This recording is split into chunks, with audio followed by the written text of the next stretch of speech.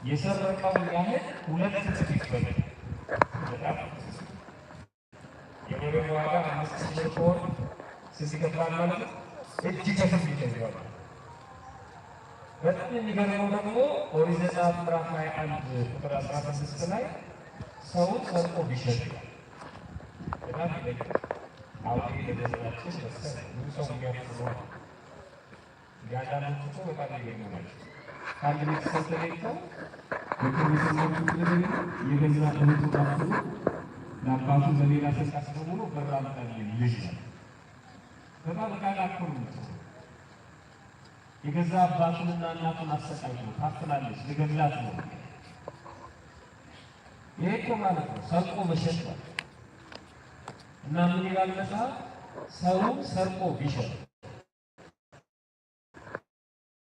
ወይ በእጁ ቢገኝ የሰረቀው ሰው በእጁ ቢገኝ ለምን እንግዲህ እጅ ከፍ ሰው ሰርቆ ቢሸጥ ወይ በእጁ ቢገኝ እሱ ፈጽሞ ይገደል። ያልተጻፈ ነገር የለም።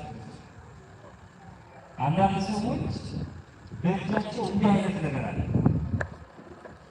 የሰው እንባ ያለባቸው ሰዎች አሉ። የሰው ግፍ ያለባቸው ሰዎች አሉ። የሰው ሐዘን ያለባቸው ሰዎች አሉ። ምንድን ነው ያለው እጃችን ላይ ያለው? እጃችን ላይ ምን አለ የሚለው እግዚአብሔር ነው ያለው።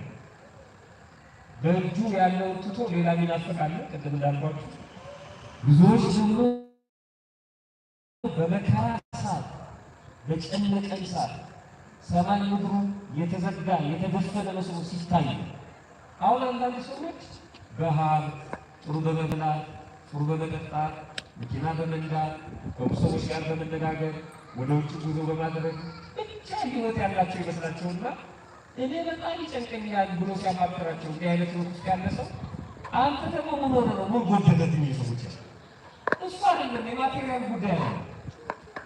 ይሄ ይጨበጥም እያሉ እሱ አይደለም እንደውም ጭንቀቱ በዛ በኩል ነው። የሰዎች ያው ልባዊት ነባቢት ነፍስ አለችን። ምን እያለ ነው ማለት ነው እግዚአብሔር? እናንተ በዚህ ዓለም ላይ ብቻ ኖራችሁ እንድታልፉ የተፈጠራችሁ አይደላችሁ። ነፍስ ነች ትጨነቀው። ለምን ነው የሚጨንቀኝ? በተኛት እየቻልኩ አማርጬ መብላት እየቻልኩ የፈለጉትን ማድረግ እየቻልኩ ስልጣን እያለ ብር እያለ ለምንድን ነው ሆድ የሚበሰኝ? ለምን ይጨንቀኛል? ሰው እንደ እንስሳ ሳር ብቻ እየበላ ወይም ሆዱን እየሞላ ይኖራል። ሌላ የምትበላ አካል አለች ነፍስ። የዛች ነፍስ ደግሞ ምግቧ ቃለ እግዚአብሔር ነው። እሱ ሲጎድልባት ነው። ምግቧ ቅዱስ ሥጋውና ክቡር ደሙ ነው። እሱ ሲጎድልባት ምግቧ ጾም ጸሎት ነው። እሱ ሲጎድልባት ነፍስ መመገብ ስታቆም ሥጋ ብቻውን ሲሆን ጭንቀት ውስጥ ነው። ነገር የጨነቀን ጊዜ በእጃችን ላይ ያለውን ነገር እንረሳዋለን። በጣም እንረሳዋለን። የሚያድነን አጠገባችን ያለውን ነገር እንዘነጋዋለን። እሱን ለማስታወስ ብዙዎች በእጃቸው ላይ ያለውን ነገር ይረሱታል፣ ይዘነጉታል። እግዚአብሔር ግን ሁልጊዜ ያስታውሳል። ልክ እንደ ሙሴ 3 ጊዜ በእጁ ላይ ስላለው ነገር ጠይቆታል እግዚአብሔር። በመጀመሪያ ከራሔል ታሪክ ነው የሚጀምረው። የራሔል ታሪክ ታስታውሳላችሁ። ያቺ ልጆቿን በጭቃ ውስጥ እንድትረጥ የተፈረደባት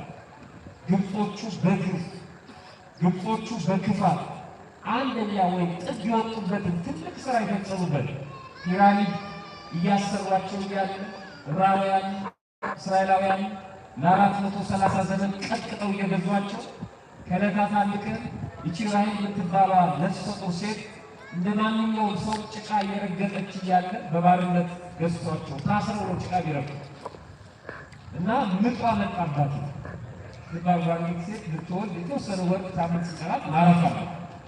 እሷ ግን ደቂቃ ሰከንድ ሲቀር ድረስ ጭቃ ትረግጥ ነበር። እናቶች ያውቁታል። በጣም ጨነቃት። የቅርብ አለቃዋን ጭቃ የሚያስረግጣትን አማከረች። ልወልድ ነው፣ ስለዚህ እባክህ ረፍት ስጠኝ፣ ከወለድኩ በኋላ ስራውን እቀጥላለሁ አለችው። አይሆንም አለ።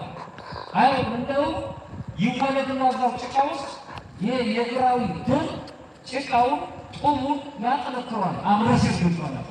ይሄ መጽሐፍ ቅዱስ ላይ ነው። የሚያሳዝነው የሰው ልጅ